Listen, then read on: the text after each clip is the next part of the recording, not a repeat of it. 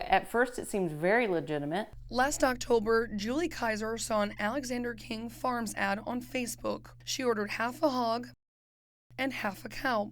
All in all, about $800 worth of meat. We have a large extended family and we always seem to have somebody out for dinner. Kaiser's half hog was supposed to arrive in February, but it never did. They didn't answer calls. They didn't answer on the website. They didn't answer on Facebook. They didn't answer email. I got no response for approximately 2 weeks.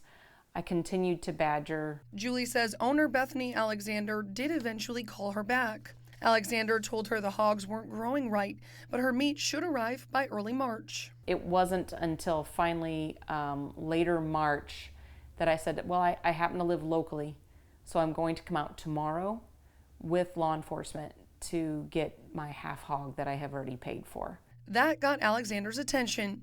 Julie's meat arrived the next day, but she says it was much less than what she paid for, and the cuts of meat were not what she ordered. Here's an example of the bacon that I received. So it's just, this is bacon.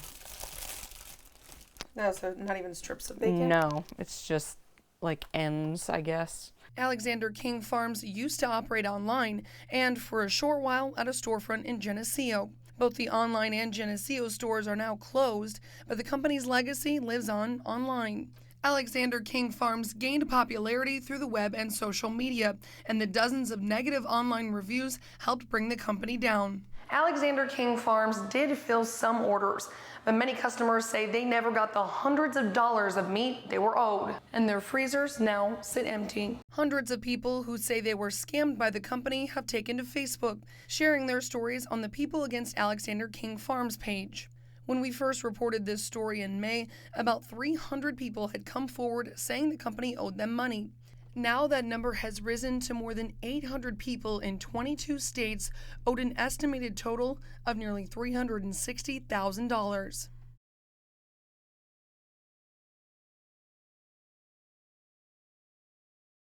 Jeremy Carlin and Justin Raver are the lawyers representing Beth Alexander as she faces some of her former customers in court. The attorneys say this is just a case of a business growing too quickly.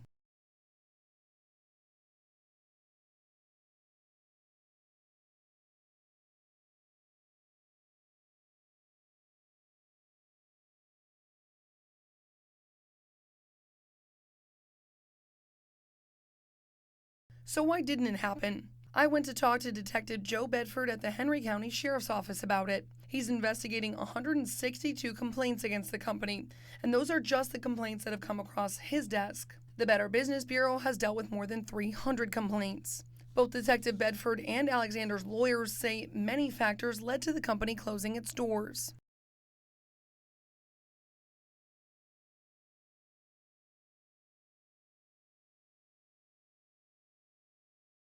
I don't know if it was a point of her getting overwhelmed, not being able to fill the orders. I don't know if it was animal dead loss. I don't know exactly what it was.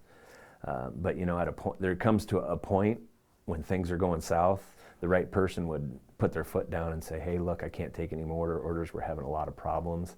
We're going to reorganize and come back at you. If you want your money back, I'll give you your money back. I mean, that didn't happen here. This did not happen here. We tried to talk to Beth Alexander in person. She did not want to be on camera. We're going to decline. Detective Bedford says he's been sharing the findings from his investigation with the Illinois Attorney General's office. They're working to investigate Alexander King Farms as well.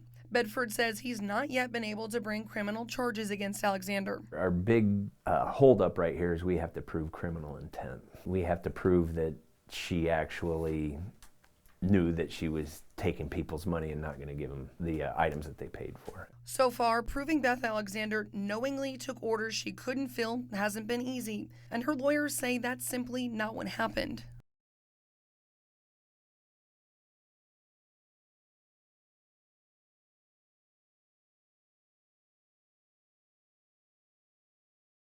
Right now, the attorneys say they're working with customers' credit card companies to try to get refunds issued that way. They also say Beth Alexander could declare bankruptcy. Raver says what makes this case different is the way the company's former customers are reacting. I understand anger. I understand being angry and upset. But we find there is a greater animosity and almost to a personal level. And it's true. Comments online say things like, "I cannot believe the nerve of this lady," and "do not let her win this fight." So I asked Julie Kaiser, why is everyone so angry about this? This feels more personal because it's local. It's our neighbors, and it's just astonishing that someone right here could do that and sleep at night. Whether or not Beth Alexander knowingly took from her customers has yet to be determined. But dozens of people I spoke with say at the end of the day, they don't really care what her intent was.